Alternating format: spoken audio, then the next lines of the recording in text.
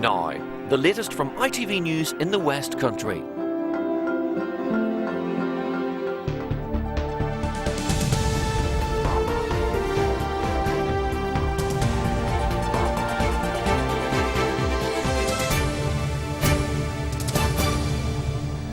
Hello and welcome to Thursday's programme. I'm Jonty. And I'm Kylie Pentelow. Coming up tonight between now and 6:30. The shocking abuse of residents at a care home in Somerset. My brother was teased. They gave him food like an onion to eat when he asked for a biscuit, and thinking it was funny that he thought he had to eat an onion. Also tonight, we're live at the RUH in Bath as it's revealed a third of A&E patients there faced long delays for treatment. Plus tunnel vision, we look at plans to keep traffic away from Stonehenge. And I'll be speaking to the cast of the hit Cheltenham comedy about growing old disgracefully.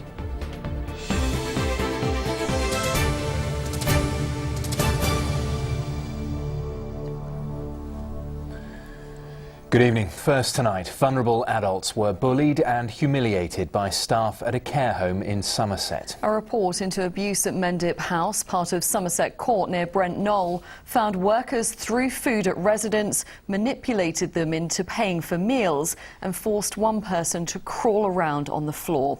Well, today, the National Autistic Society has apologised. Ben McGrail is live at Somerset Court for us this evening. And Ben, a shocking catalogue of abuse took place there. Yes, abuse of people who'd come from all over the country for a safe place to live. Mendip House was one of a number of dwellings at Somerset Court behind me where 6 people with autism lived. But what developed and what this report described today was a gang culture of 6 controlling male members of staff who disrespected the residents and, as the sister of one of those residents has been telling us today, taunted, mistreated and humiliated them. My brother was teased.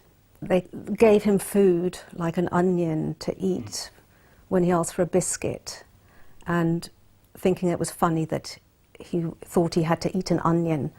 Una's brother Hughie lived at Somerset Court for decades, happily. But over 18 months, that changed as he and the 5 people he lived with in this house were bullied by staff.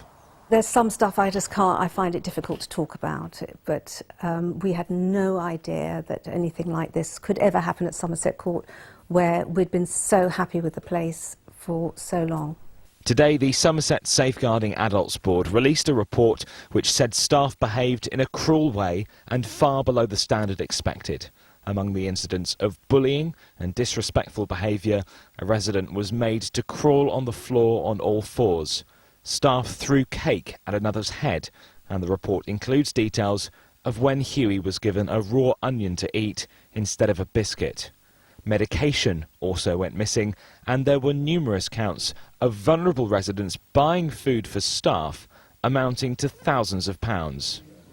At the report's release, the National Autistic Society apologised. There are some really hard lessons for us to learn here, and over the last 18 months since it's happened, we've made sure that there are much greater level of inspections within the houses and a much stronger approach on values-based recruitment. Why would you ever have recruited someone that didn't share your values, though, as a charity that is there for people with autism? I think, this goes back 2 or 3 years, there wasn't that level of focus on really trying to understand people's values base before we recruited them.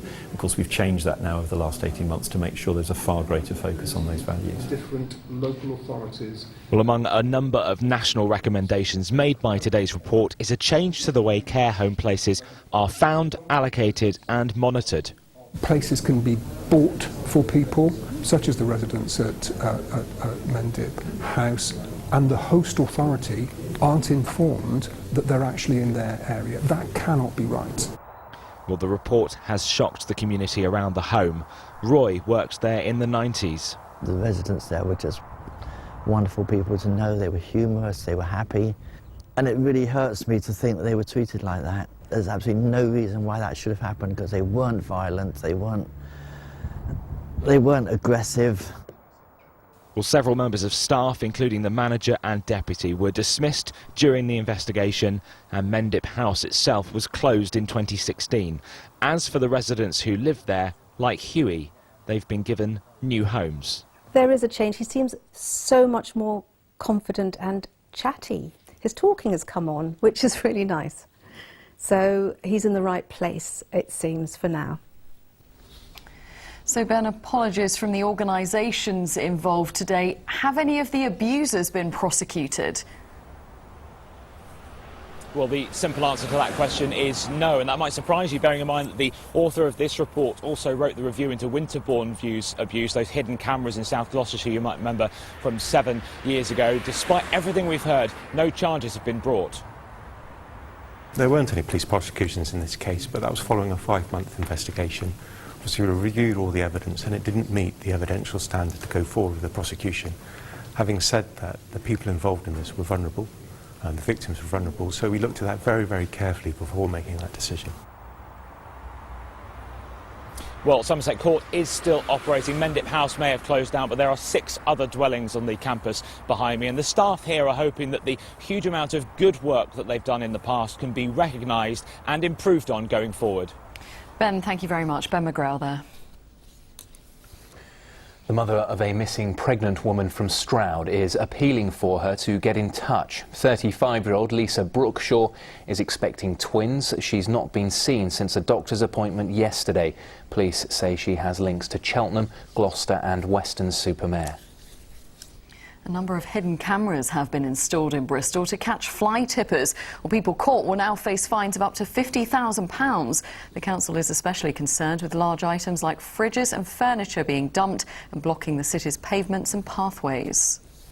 The well-known Bristol music venue, the Beer Keller, has shut down. Staff announced the owners of the building are to redevelop the site, and the Beer Keller is not included in future plans. The site has been an iconic music venue for decades, hosting, amongst others, Nirvana's first UK performance. And bar skeleton champion Lizzie Yarnold will lead Team GB into tomorrow night's Winter Olympics opening ceremony in Pyeongchang. The slider has been chosen as the flag bearer after winning gold in Sochi 4 years ago.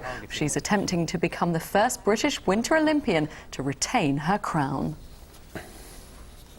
Next night, it has been revealed that a third of emergency patients attending the Royal United Hospital in Bath last month faced long delays for treatment. The hospital is ranked the worst in our region for dealing with patients within 4 hours, falling far short of the government target. Well, Ashna Harinag is live outside the RUH for us this evening. So, Ashna, just how many patients are they having to deal with there?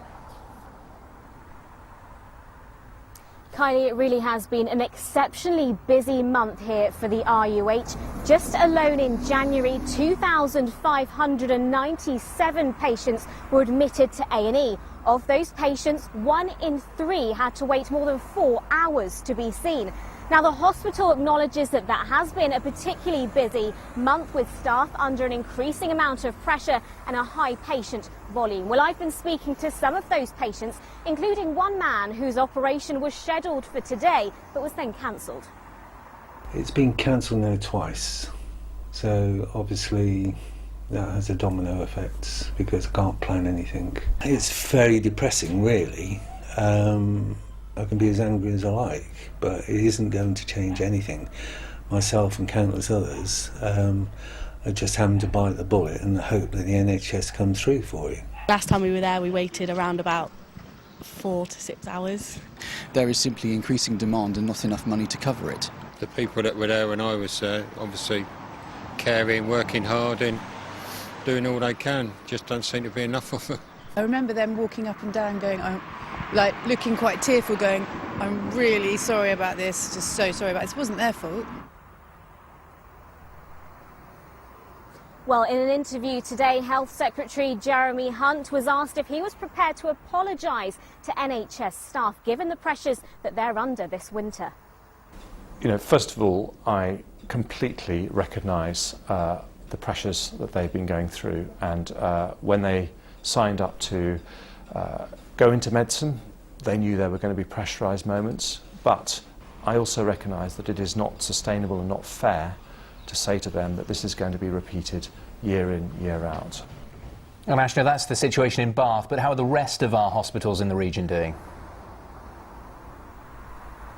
Well, as you'll see in a few moments, Jonty, it's clear that none of the hospitals in our region have met that 95% target. So as I say at the RUH, just 67% of people were being treated in 4 hours or less. Just down the road in Swindon at the Great Western Hospital, that figure stands at 69%.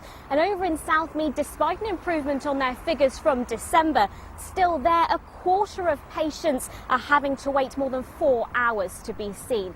Well, overall the consensus is that patient care really is of the utmost importance. But given the flu epidemic that this region is facing at the moment, it seems that February is likely to be an increasing time where a testing time for patients and for staff too. OK, Ashna Haranak, thank you very much indeed. And you are watching ITV News here in the West Country with Kylie and Jonty. Thanks very much for choosing us this evening. Still plenty more to come before 6:30. We hear the Bristol student's story of battling anorexia and how he wants to encourage other young men to seek help. And we've a warning about ice forming on roads and pavements tonight. That's after some heavy rain moves through, leaving the surfaces wet. More on that in the forecast later. And the ITV News continues straight after us with more on A&E waiting times. Mary Nightingale has the details. The Health Secretary's frank admission: the NHS in England has had its worst winter on record. It comes as figures reveal more than 1,000 patients waited 12 hours for treatment. Interest rates could rise faster and earlier than expected, a new warning from the Bank of England. And the lollipop man who's been told it's dangerous to high-five pupils as they cross the road. Do join me for those stories and more at 6:30. But next on our programme, detailed plans for a 2-mile tunnel to take traffic away from Stonehenge have been revealed in the hope of reducing congestion on the A303 and protecting the monument. Campaigners, though, say the construction works will damage other irreplaceable sites. Well, our correspondent Robert Murphy is live at Stonehenge for us tonight. So, Robert, just how critical